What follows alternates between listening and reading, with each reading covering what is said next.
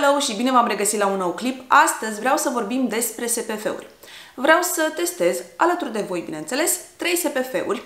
N-am mai făcut de mult un astfel de clip în care testez produse și am 3 SPF-uri noi-nouțe, așa că este ocazia perfectă pentru așa ceva. Acest test o să fie și un soi de first impressions pentru aceste SPF-uri, însă, din păcate, nu o să fie un test de lungă durată, adică nu o să testez SPF-ul pe parcursul întregii zile, mai ales pentru că este seara acum când filmez, adică eu aplic SPF-ul ca să-l dau jos după, dar nu o să testez pe întreaga zi pentru că nu este vremea potrivită pentru așa ceva. Acum când filmez eu este acel val de frig și sunt minus 2-3 grade afară, adică nu prea am la ce teste să supun aceste creme, să fie foarte cald, să bată soarele, să ardă soarele, nu este cazul de așa ceva.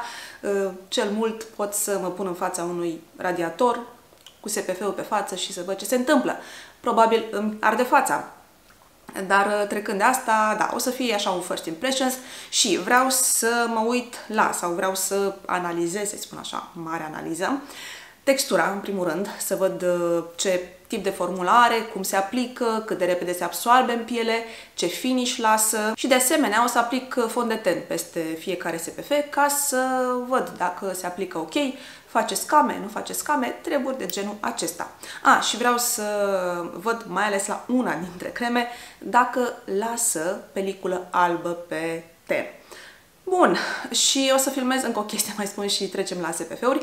O să filmez acest clip, de fapt, în 3 părți sau în 3 zile diferite, ca să nu aplic SPF, fond de ten peste, mă duc, mă demachiez, iar aplic și tot așa, că s-ar irita puțin tenul la un moment dat și parcă astfel n-ar mai fi destul de relevant testul, așa mi se pare, așa că mai bine filmez în 3 zile diferite, cu tenul curat, neiritat, ca să fie totul ok. Cremele cu SPF pe care le încerc sunt următoarele. De la Cosrx Ultra Light Invisible Sunscreen, am crema asta din cutia Buzzbox, pe care am luat-o acum vreo lună, o lună și ceva, dacă ați văzut acel clip. O să fiu transparentă cu voi, ca de obicei, și o să vă spun că am testat deja această cremă de 2 ori în weekend, când mi-a venit și ideea pentru acest clip. Așadar, când am început să folosesc crema, încă nu mă gândeam la clipul ăsta și ea a dat naștere acestei idei, dar am apucat să o testez, însă pentru că a pornit de la crema asta tot clipul, am zis că na, să o includ, însă nu am aplicat în weekend fond de ten peste cremă, așa că măcar la partea asta din test o să fie first impressions și cam așa arată și tubul cremei, recipientul. Apoi am de la Julas Herb, nu știu cum se pronunță, DD Cream Watermelon Sunscreen. Acesta este luat din Thailanda, dacă ați văzut haul-ul de acolo. Și mai am de la Banana Boat Aqua, tot din Thailanda, luat și acest SPF. Am să încep cu Cosrx-ul, după care zilele viitoare le testez și pe celelalte 2 și acolo chiar avem first impressions cu totul. Bun, Cosrx Ultra Light Invisible Sunscreen și chiar este ultra light.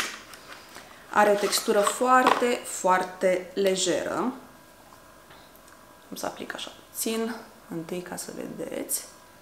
Vedeți că se scurge pe deget.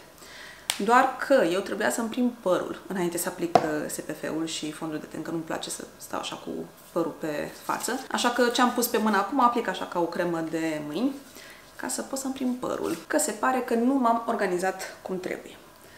Ok. Dar momentan, cel puțin, să știți că sunt destul de impresionată de acest SPF de la Cosrx. Dar am citit în review-uri că spunea lumea că atunci când vii cu fondul de ten peste, face scămuțe. Așa că o să vedem dacă se întâmplă treaba asta sau nu. Bun, o să aplic 2 degete, știți că este o regulă nescrisă de aplicare a SPF-ului.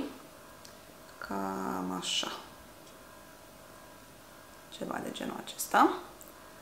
Și asta este cantitatea pe care o să o aplic. Stați că să-l luat puțin pe capac. Asta e cantitatea pe care o să o aplic la fiecare dintre aceste SPF-uri. Se întinde foarte ușor, fiind formula asta așa mai apoasă, însă, din ce am observat și în weekend, când am început să folosesc și din ce văd și acum, nu se absorbe foarte, foarte repede, așa cum te-ai aștepta, având în vedere textura asta așa lejeră. Bine, mai am de masat, dar momentan vedeți că a rămas așa lucioasă crema, a rămas puțin la suprafață, dar se absorbe. Se absorbe în timp și nu o să mai fie problema asta.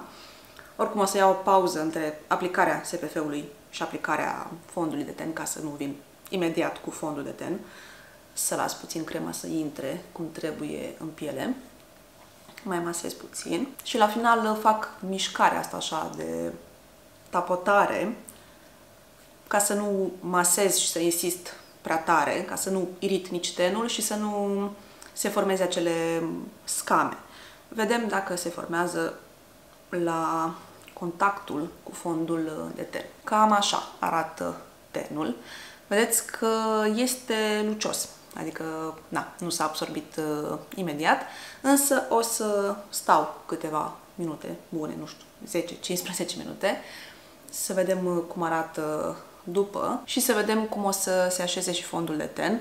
Pe mână, în palme așa și pe ten, puțin, se simte așa ușor lipicios. Prima oară când am aplicat am pus o cantitate mai mică, acum îmi dau seama, și s-a absorbit mult mai repede. Acum cu cele două degete, cam așa se prezintă. Am revenit, după pauza publicitară, să-i spun așa, s-a mai absorbit produsul, însă tot a rămas un finish puțin lucios. Acum e ciudat, pentru că v-am zis că în weekend nu s-a întâmplat treaba asta, după ce am aplicat produsul, deci mă gândesc că poate am aplicat prea mult acum sau prea puțin atunci, nu știu exact. Stați să mă uit și în oglindă. Oricum, pe cameră, să știți că se vede mai lucios decât în realitate, pentru că e și ring light-ul care luminează toată fața, dar nu e chiar atât de lucios în realitate, să nu vă speriați că îmi lucește fața așa ca ring light-ul, ca becul. E mai potolit efectul în realitate. Nu mă deranjează acum, la momentul ăsta, dar mă gândesc cum s-ar comporta la vară, când o să fie foarte cald. Dacă las așa finish-ul puțin lucios și mai și transpir peste și mai iese și sebum, cum ar arăta tenul după aceea. O să vedem. Acum, hai să aplic fondul de ten. Cum să pun oglinda ca să și văd ceva în ea? Nu prea am cum, sincer, așa că inițial o să mă uit în viewfinder, în ecranul camerei. Am să aplic cât fond de ten aplic eu în mod normal, ca să fie testul corect. Cam așa. După care vin cu burețelul. Acum, probabil, la aplicarea cu burețelul, mă gândesc că n-ar trebui să se formeze scamele, că eu nu stau să aplic fondul de ten cu mâna, cu degetele. Poate atunci când masez cu degetele se formează scame, nu știu. Dar v-am zis că erau destule recenzii care spuneau de treaba asta cu scamele. Am nevoie de oglindă, așa că o țin aici în jos. Aici la degetul ăsta, unde am plasture, am făcut buba, că, hei, de asta am pus plasturele. A fost prima oară în viața mea când mi-am prins degetul într-o portieră de la mașină. Și a fost foarte dureros. Am vrut cumva, eram cu boltul și m-am dat jos din bolt și am vrut să nu-i trântesc portiera omului și am ținut cumva mâna asta, cu mâna stângă am împins portiera, dar se pare că degetul mare de la mâna dreaptă era în drum. Și n-am trântit portiera, dar mi-am trântit mie degetul și s-a crăpat, s-a rupt unghia de la jumătate, așa cumva. Însă am mai rămas prinsă cumva pe margini. Nu știu dacă vă scârbesc aceste detalii sau nu. A curs sânge cât de mult se poate. Vă dați seama că e vascularizată tare zona asta. Și din fericire nu s-a negrit unghia. Am o săptămână, jumătate-ish, cam așa, de când s-a întâmplat toată treaba asta și nu s-a negrit. Și mă gândesc că nu se mai negrește de acum încolo. S-a învinețit, normal, că a fost prins acolo și na, a fost traumatizată zona, dar nu s-a înnegrit. Și nu cred că o să cadă unghia sau ceva, pentru că am zis, e doar o crăpătură cumva pe jumătate, nu s-a dus unghia cu totul. Dar tot cred că o să dureze până crește unghia și se reface. Așa că, na, în mod normal nu mai stau cu plasture, dar am zis să nu vă ofer o priveliște neplăcută și să acopăr unghia, așa cât filmez și la fel când ies pe afară pun plasturile. Prin casă, da, stau cu ea așa.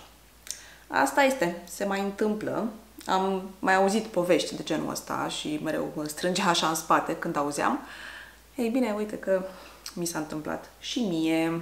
Bun, cred că am aplicat. Nu știu dacă am aplicat chiar cum trebuie, oricum am zis că mă demachez după asta, dar a intrat și fondul de ten în piele și nu văd absolut nicio scamă. Nu simt nicio scamă pe piele. Stați să las burețelul. Da, nu, e totul ok. Și da, în continuare lucește, dar dau puțin vina și pe ring light, să știți. Și în realitate nu e atât de lucios tenul, oricum mi se pare că fondul de ten a mai matifiat puțin pielea. Așa cu fondul de ten peste îmi place cum arată, să știți. S-a aplicat foarte bine, nu au fost probleme, v-am zis, fără scame. Poate persoanele care au comentat de acele scame, frecăței sau cum le mai spune, frecăței sună foarte nașpa. Așadar, persoanele care au comentat de scamele care se fac atunci când aplici fondul de ten peste acest SPF, poate au aplicat cu degetele fondul de ten, dar cu burețelul chiar se aplică foarte ok. Nu mai este nimic lucios și nici gras momentan. Acum, imediat după ce am aplicat fondul de ten, nu simt nimic gras. E doar așa puțin glowy. Ăsta a fost primul SPF testat, Cosrx Ultra Light Invisible Sunscreen. Vi-l mai arăt o dată și să știți că în continuare mi se pare un SPF ok. Dar o să se vadă în timp cum se comportă și pe vreme mai caldă. Că acolo e testul suprem. Dar momentan mi se pare ok, însă cred că o să trebuiască să fiu atentă la cantitate la produsul ăsta, deși dacă mai reduc din cantitate, reduc și din protecția pe care o oferă crema, dar o să văd cu timpul cum se comportă. Acum vă las momentan și ne vedem mâine cu celălalt SPF. Cred că o să testez mâine SPF-ul de la Eulas Herb DD Cream și las la final Banana Boat. O nouă zi, un nou SPF și azi am spus că testez Eulas Herb DD Cream Watermelon Sunscreen. Acesta este și mai înainte am realizat că nu scrie pe el ce SPF are. SPF 50, 30, cât o fi. N-am văzut nici când am cumpărat produsul și nici când am făcut haul-ul din Thailanda. Eulas Herb, Julas Herb, cum să o fi pronunțând, este un brand thailandez, din ce am înțeles. Și acest Watermelon Sunscreen este destul de cunoscut în partea aceea a lumii. Dar, oricum, degeaba mă uit, că nu înțeleg nimic din ce scrie aici.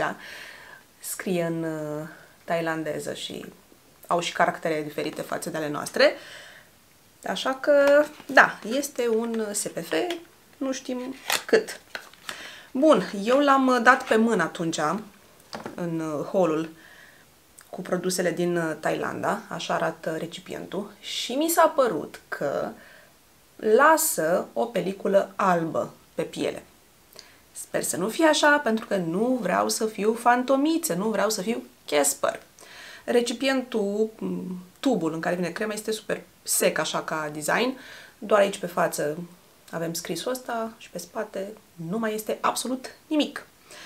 Așa că, mă rog, am să păstrez ambalajul ăsta, nu știu de ce, că v-am zis, nu înțeleg ce scrie. Aș putea să folosesc Google Lens, Google Translate, dar o să văd eu după. Am să încerc să pun cam aceeași cantitate ca la SPF-ul de ieri, tot așa 2 degete. Acest concept de DD Cream, am înțeles că ar fi un fel de combinație între BB Cream și CC Cream. DD nu este DD din Dexter, deși sună foarte asemănător, înseamnă Daily Defense, adică protecție zilnică, însă știu că CC Cream-urile și BB Cream-urile au și nuanță. Acesta nu are nicio nuanță, este ușor roz, parcă, ușor de tot, nu știu cât se vede pe cameră, nu este alb, dar nu mi s-a părut că lasă vreo nuanță, în afară de faptul că a lăsat așa pielea mai albicioasă. Cam așa arată după ce am întins și când am aplicat pe deget, textura era mai groasă decât la SPF-ul de ieri, dar acum, pe ten, se simte foarte lejer. Foarte lejer, chiar cred că mai lejer decât SPF-ul de la Cosrx. Are parfum, se simte, cel de la Cosrx nu avea niciun miros. Ăsta are parfum, dar nu miroase a pepene, că eu așa m-am gândit, că o să miroase a pepene. Nu este cazul. Mi se pare că se aplică mai bine decât cel de la Cosrx. Și a lăsat pelicula albă, așa-i? Da. Se vede aici la cearcăne când am aplicat. Da, cred că s-ar putea să avem o problemă cu acest SPF. Deci nu mi s-a părut mie atunci când am aplicat pe mână, dar oare rămâne așa? Sau o să intre în piele și se mai duce? Știu că asiaticele au o obsesie să aibă pielea cât mai albă. Stați așa să scot oglinda să văd mai bine, dar din ce văd în ecranul camerei, nu e bine. Am o chestie aici. De când am chestia asta aici, s-a înroșit puțin. Nu cred că este de la SPF, adică nu știu. Ok, am așa o dungă roșie pe frunte. Super. Parcă e puțin mai alb de nu. Trecând de această dungă roșie pe care o acopăr, e mai alb, nu? Deci, dacă așa stă treaba, va trebui să folosesc crema asta doar când am de gând să mă și machiez. Să vin cu fond de ten peste, că altfel, din nou, așa, în oglindă, în realitate, parcă nu se vede atât de tare cum se vede pe cameră. Sau doar mi se pare mie, nu știu, spuneți-mi în comentarii voi ce vedeți. Mi se pare că ies și mai tare în evidență cearcănele, pentru că tenul e așa mai albicios puțin. Da, și ce e cu bubița asta și cu dunga asta roșie? În fine, trecând de asta, referindu-ne la formulă, a intrat aproape imediat în piele. În timp ce masam, deja intra în piele, parcă nu mai aveam ce masa și ați văzut că am pus o cantitate normală, aș spune, cam cât am pus și ieri. Ieri ați văzut cum arăta tenul după. Era destul de lucios. Acum arată cam așa. Trecând de ce reflectă ring light-ul, nu mi se pare că este lucios, nu a lăsat film gras la suprafață, nu e lipicios tenul, nici mâinile nu sunt lipicioase cum erau ieri. Deci, din punctul ăsta de vedere, stă mai bine decât SPF-ul de la Cosrx. Tot vine să stau așa să acopăr bubița aia ce-o fi. Nu știu dacă s-a iritat de la produs sau eram dinainte și masând s-a iritat mai tare, nu știu, în fine. Am zis că nu mai insist pe asta. Așadar, din punct de vedere al texturii, este mult mai ok decât SPF-ul de la Cosrx. O să vin la fel cu fondul de ten peste. Mai stau puțin să se așeze, dar nu foarte mult, pentru că, v-am zis, deja este intrat în piele, e totul în regulă. Și aplic fondul de ten peste. M-am uitat și în oglinda mare și, da, confirm că acest SPF albește tenul. Super! Mă bucur foarte mult. Nat. asta este, v-am zis, o să-l folosesc doar când am de gând să mă și machiez, ca să nu fiu un mic Casper. Bun, fondul de ten. Să vedem ce se întâmplă, dar așa, fără fond de ten, strict la cum arată tenul, trecând de nuanța asta albicioasă. Mi se pare că arată foarte bine și nu e gras, nu e lucios, nu arăt ca un glob disco, ceea ce este foarte bine. Bun, fondul de ten, să acoperim albeața asta și chestia asta, bubița, care nu știm de la ce s-a format.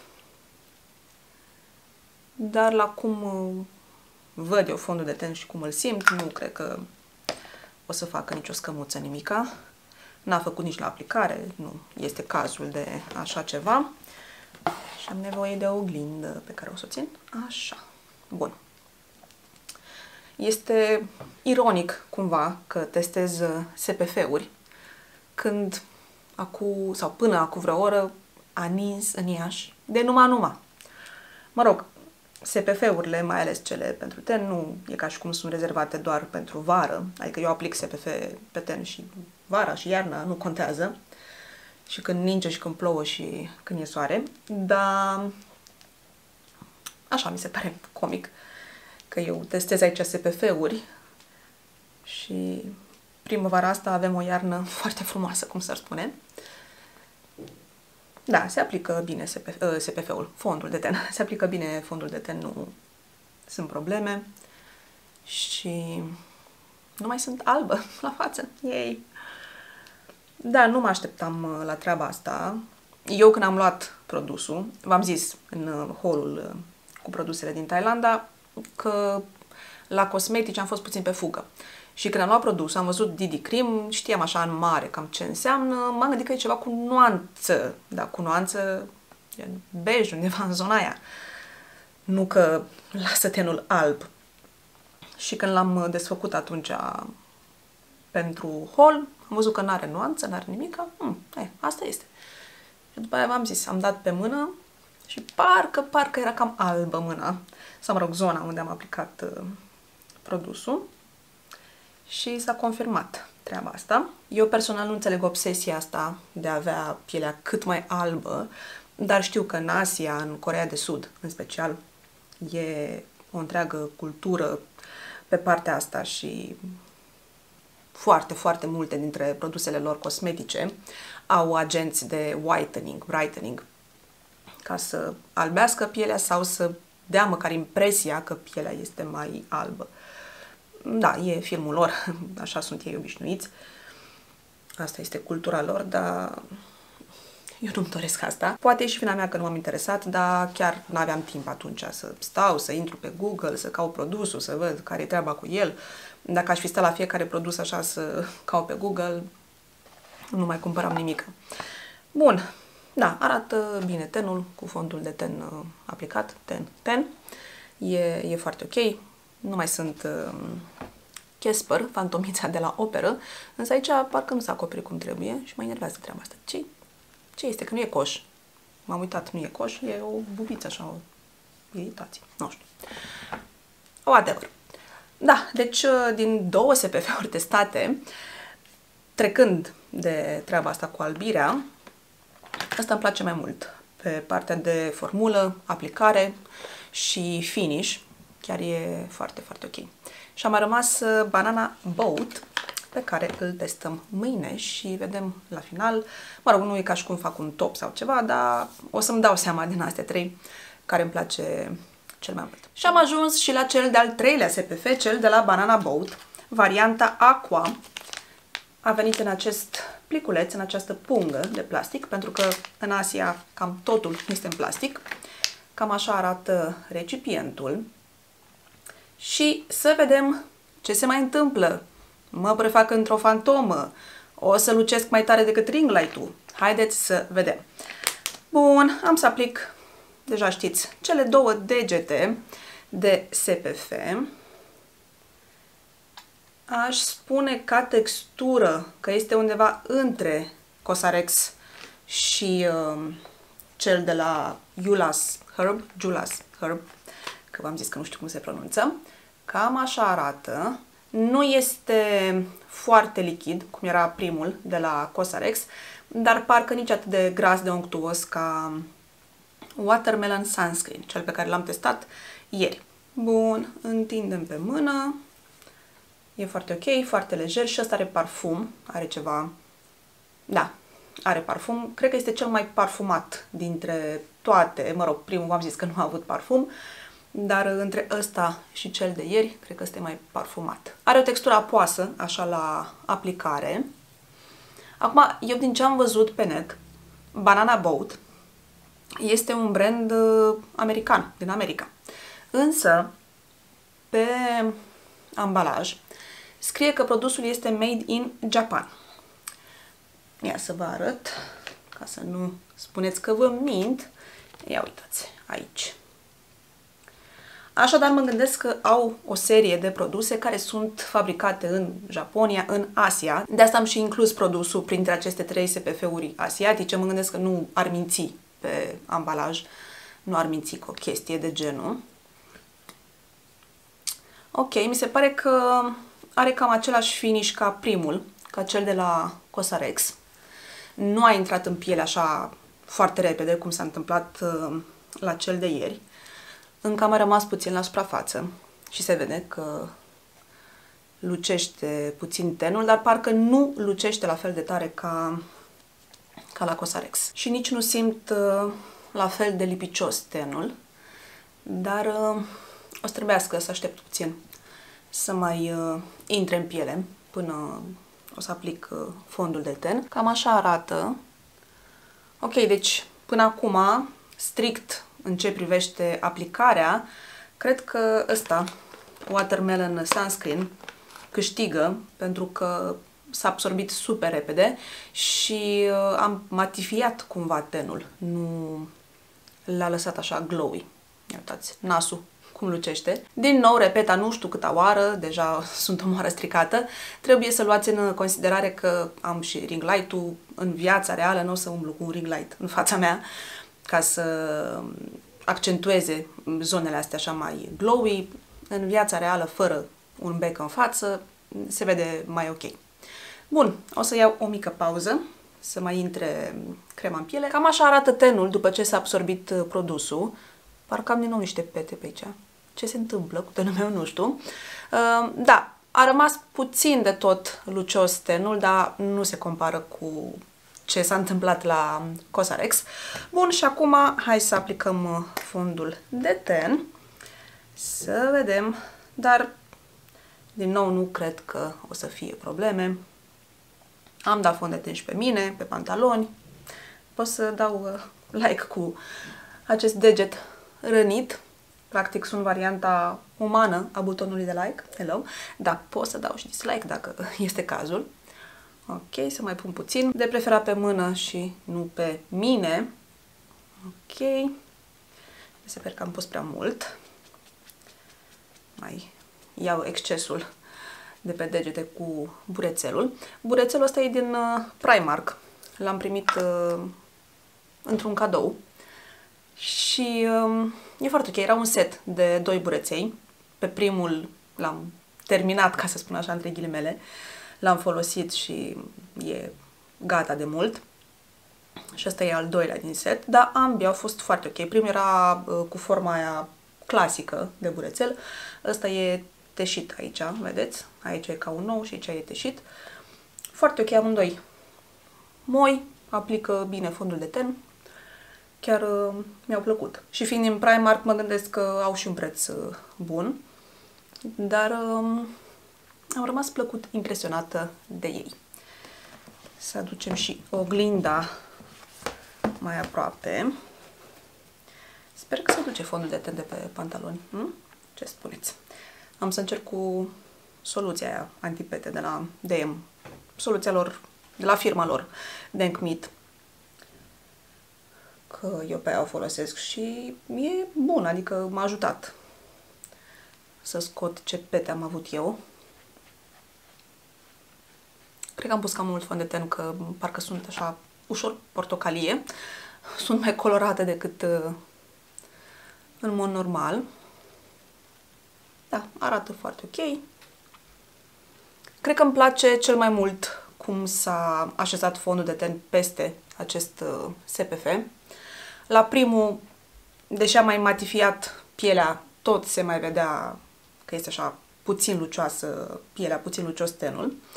La SPF-ul ăsta Watermelon Sunscreen, având în vedere că și SPF-ul, v-am zis că am matifiat puțin tenul și fondul de ten este unul cu finish mat, parcă era prea mat tenul. Nu vreau nici să lucesc, dar nici să fie super, super mat tenul. Nu-mi place look-ul acela. Aici mi se pare că e fix pe linia de mijloc.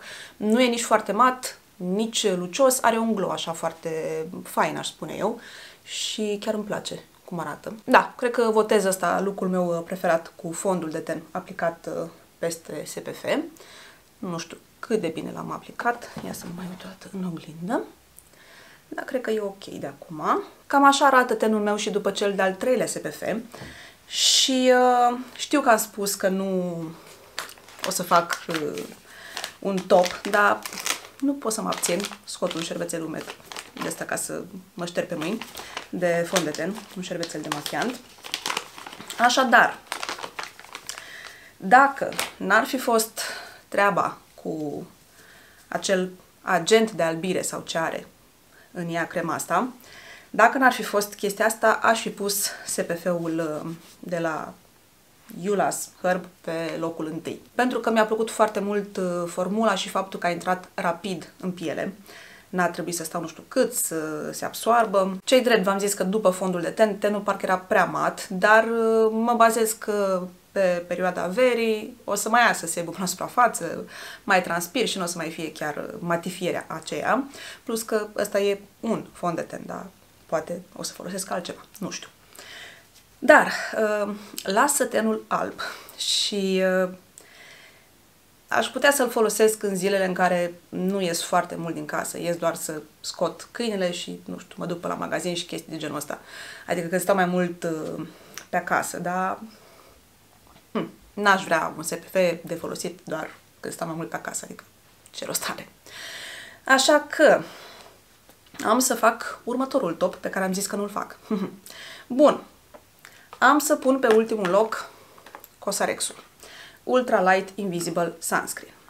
Însă, v-am zis că mi se pare ciudat că atunci când l-am folosit în weekend, nu am pățit să lase tenul atât de lucios. Așa că mai trebuie testat să văd exact care e treaba cu el, însă strict pe ce am văzut pe parcursul acestui clip, pe parcursul filmărilor, am să-l pun pe ăsta pe ultimul loc. Acum, mari diferențe între ele nu prea sunt.